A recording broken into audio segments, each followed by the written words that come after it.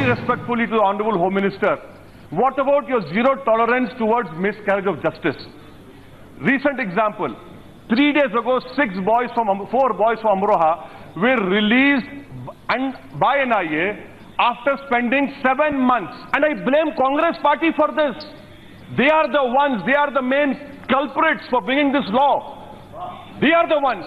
And when they are in power, they are bigger than BJP. When they lose power, they become big brother of Muslims. That is my tragedy.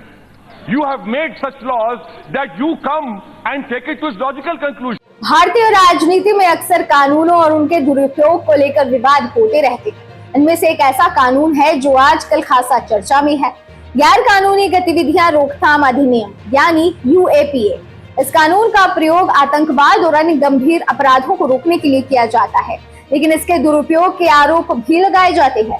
AIMIM के प्रमुख असदुद्दीन ओवैसी ने हाल ही में इस कानून के खिलाफ अपनी आवाज बुलंद की, खासकर मुसलमानों, आदिवासियों और दलितों के खिलाफ इसके उपयोग को लेकर। ओवैसी का ये बयान तब आया जब उन्होंने प्रधानमंत्री मोदी से अपेक्षा जताई थी कि लोकसभा चुनाव परिणामों से कुछ सीख लेंगे, लेकिन उनकी उम्मीदों पर पानी फिर गया। ये बयान न केवल एक राजनीतिक प्रहार था, बल्कि UAPA के दुरुपयोग पर एक गंभीर सवाल भी खड़ा करता है। इस संदर्भ में हमारे सामने कई महत्वपूर्ण सवाल उठते हैं, जैसे क्या UAPA वास्तव में आतंकवाद को रोकने में प्रभावी है, या इसका दुरुपयोग निर्दोष लोगों को निशाना बनाने के लिए किया जा रहा है? क्या इस कानून में सुधार की आवश्यकता है, और यदि है तो किस प्रकार के सुधार आवश्यक है? और क्या राजनीतिक दल इस कानून का समर्थन केवल राजनीतिक लाभ के लिए कर रहे हैं? उन सवालों के माध्यम से हम इस पूरे घटनाक्रम की गहराई में जाएंगे और जानेंगे UAPA के पीछे की राजनीति और इसके दुरुपयोग के आरोपों का क्या महत्व है।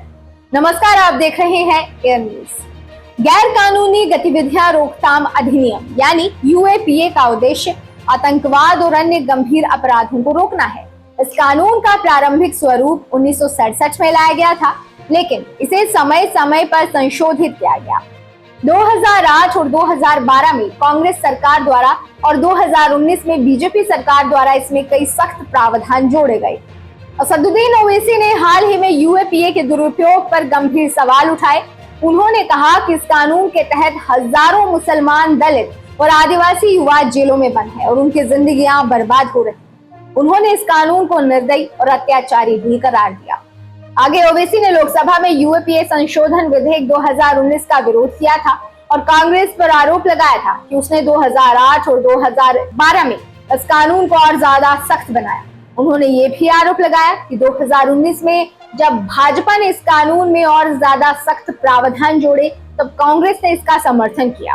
आपको बता दें कि UAPA के तहत गिरफ्तारियों की संख्या बढ़ती जा रही है और इसके दुरुपयोग के आरोप भी लग रहे हैं। ये कानून किसी व्यक्ति को आतंकवादी गतिविधियों में शामिल होने के संदेह पर बिना ठोस सबूत के गिरफ्तार करने की अनुमति देता है, जिससे निर्दोष लोगों को भी इसका शिकार होना पड़ता है। ऐसे में ओवैसी का बयान न केवल एक राजनीतिक प्रहार है, बल्कि वो ये भी दर्शाता है कि किस प्रकार से इस कानून का दुरुपयोग किया जा सकता है। वहीं इसी तरह कश्मीर में भी UAPA का व्यापक उपयोग होता रहा है। कश्मीर में आतंकवादी गतिविधियों को रोकने के नाम पर इस कानून का उपयोग कई बार विवादों में रहा। आरोप है कि इस कानून का उपयोग कश्मीरी लोगों की असहमति की आवाजों को दबाने के लिए किया जा रहा है।